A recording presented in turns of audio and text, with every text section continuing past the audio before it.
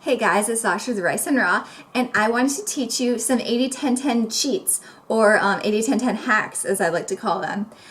These three simple hacks will actually still help you sustain this lifestyle, and you will still have amazing results by eating 80-10-10. Cheat number one is to take your time on this diet.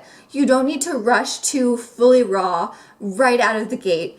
You can slowly transition to veganism, then transition into having more raw food, raw until 4, which is where I am right now. And then when you feel ready, become fully raw. It's important to take your time on 80-10-10, but it's also important to challenge yourself a little bit.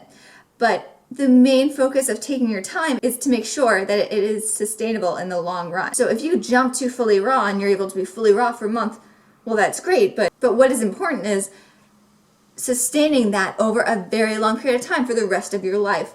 That's why for me it made a lot of sense to take my time transitioning over, because this is going to be my diet for the rest of my life. Cheat number 2 is dates, dried fruit, and coconut sugar. These foods are not recommended on 80-10-10, but I find, and I know a lot of other 80-10-10ers find, that they're actually really helpful in sustaining this lifestyle, especially if you live in a colder climate, and especially if you have lower quality fruits or your fruit isn't quite ripe yet. With these foods, I always blend them in with a lot of water. It's very important to do so because dried fruits and dates have a low water to sugar ratio. I find that if I add in a lot of water when I make my Daterade, or I add in bananas and dates and water, or bananas and coconut sugar, that works for me.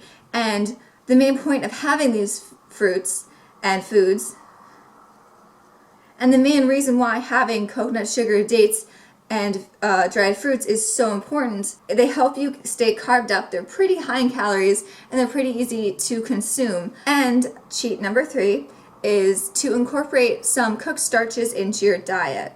I know a lot of 80-10-10ers who were previously 100% raw, total purists, have actually turned to having a little bit of cooked food at the end of their day to make sure that they're getting in those carbs and those calories. Having the cooked food is very helpful, again, in cold climates. And also cooked foods are very helpful when you're transitioning over into raw food. The cooked starches help you get in those calories, help you get in those carbs. Although the downfall to having the cooked starches is that a lot of people add salt. You really need to watch your salt intake when you do eat cooked starches.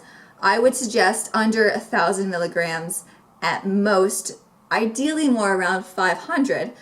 I do add some soy sauce to my rice, and that's not allowed on 80-10-10.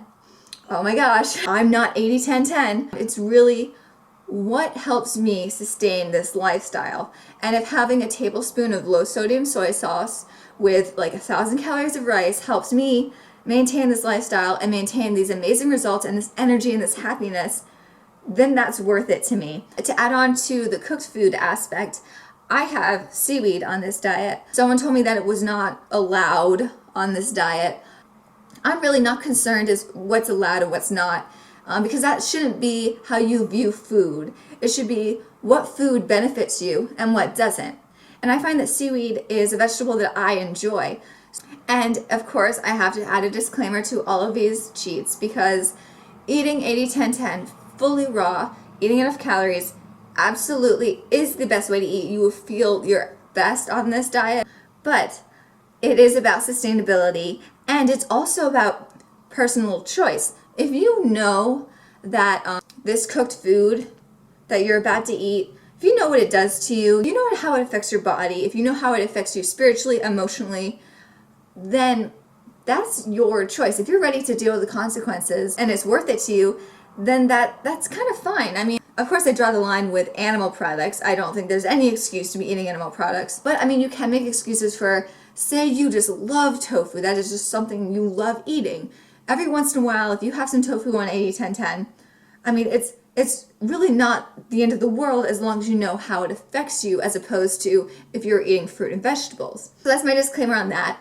And now I'm going to share with you some cheats that will not work on 80-10-10 and will actually help you fall off the wagon.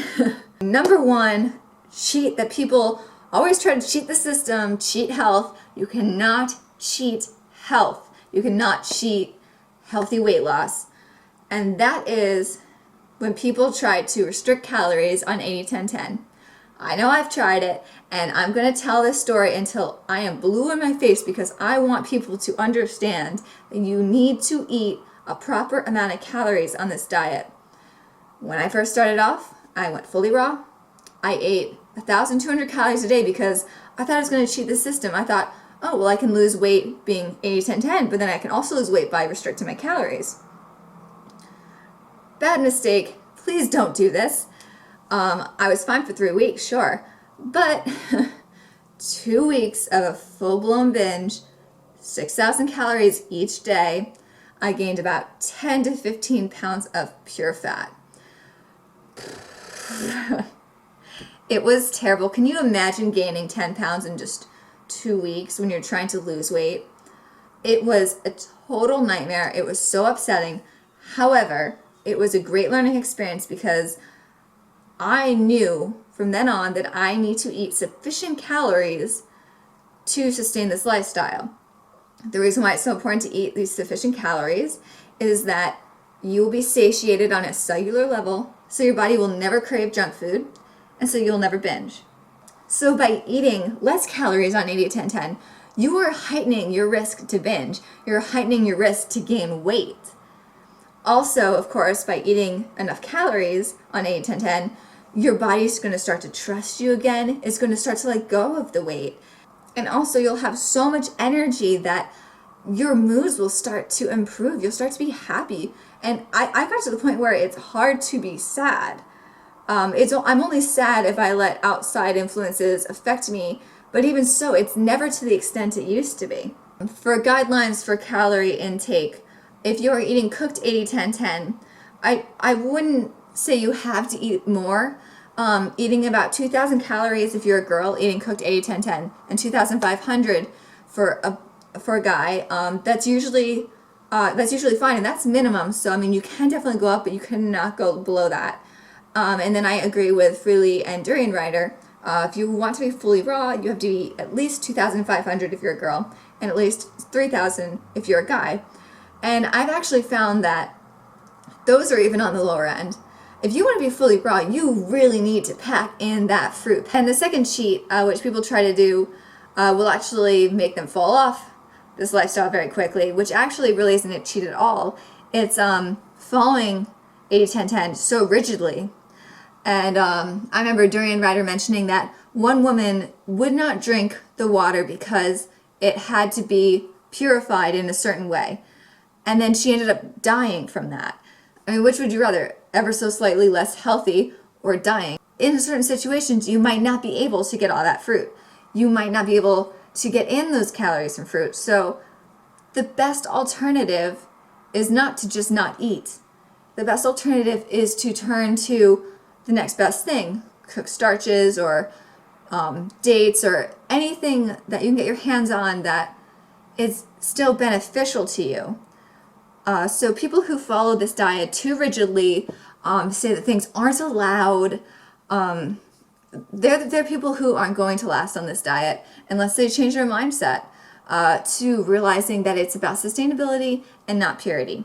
So I hope I helped you guys out. There's 3 hacks to the 80-10-10 that will actually help you sustain it.